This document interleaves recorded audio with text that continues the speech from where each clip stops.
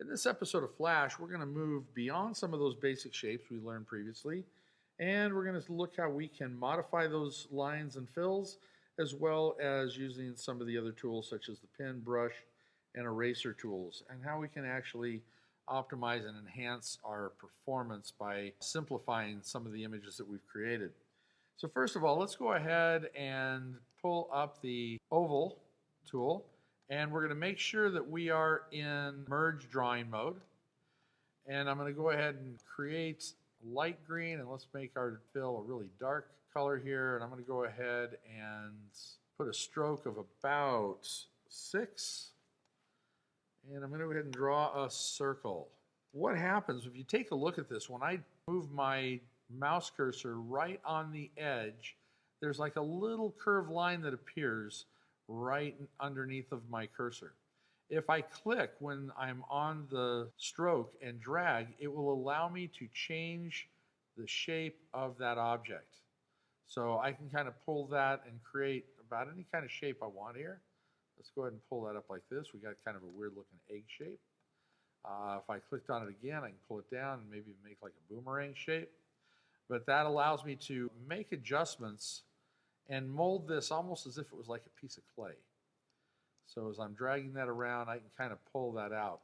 Now notice this is all happening from the previous anchor points that were part of the original circle.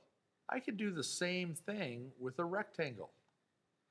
So if I created my rectangle, I can click on the edge and drag up, and it becomes a curve. In fact, I can almost create that original shape that I had. And if I do grab and drag in, however, because there was anchor points of the square, it's now almost looks like this pear has a bite taken out of it. So we can basically play around with different angles, and now we're almost creating a very similar shape we had before. The biggest difference is that we're working off of previous anchor points. Let's go and select all that and get rid of those. We're going to move on to the pen tool. Now with the pen tool, it's all about a stroke and no fill. I'll pick a little bit different colors so we have some variety. Pen tool works just like Illustrator. Every place I click, if I just click, I get a straight line. If I click and drag, it gives me handles that now will create some form of a curve. When I finally come back to my starting point, notice there's a little circle that will finish off that shape, and now it's a closed shape. So that works very similar to the way Illustrator worked with its pen tool. So once again, I can draw and drag out these shapes, and it will allow me to have handles that I can then play with. Okay, let's go ahead and get rid of that. I'd like to take a look at the brush tool next. The brush tool does work a bit differently in Illustrator, and the fact that a brush in Illustrator was a stroke as well. In Flash, the brush is a fill. So if I actually go down here and take a look in my option area here that we talked about, I can go ahead and click on brush size, and I can make this a larger brush size. And as I draw, I have just a fill stroke happening there. Now the interesting thing with the fill, as we're drawing that size, the size is relative. If I change the size of my zoom, say to 100, my fill is still the same size brush. The brush did not change size. The background did. Therefore, the illusion of my brush is now much larger. If I go even smaller still, let's drop it down to maybe 50%, my brush is even larger still. So that will give me some options that will actually allow me to change to much larger brush strokes if that's what I choose to do. So let's go back to 100, Command 1, get us back up to that size. We'll select all and get rid of that. All right, we're going to go ahead and draw a figure here, but I'm going to go ahead and drop this down to 50% so I can have a nice big fill. I'm going to go ahead and draw a little stick figure man. There's his body, his legs, his arms, and a head. And if we go ahead and blow this up now, let's go to the Command 2 to get it up full size.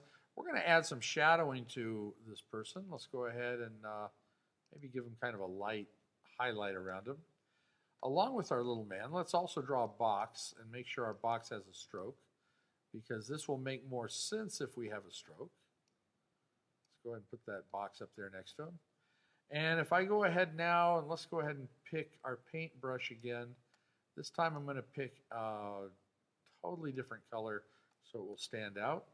We're going to go here to our brush modes, and I'm going to click on Paint Fill. Now, if I paint through our man, it doesn't look like anything's happened, but if I paint through the box, notice that it only paints within the fill area and not within the stroke. Get rid of that.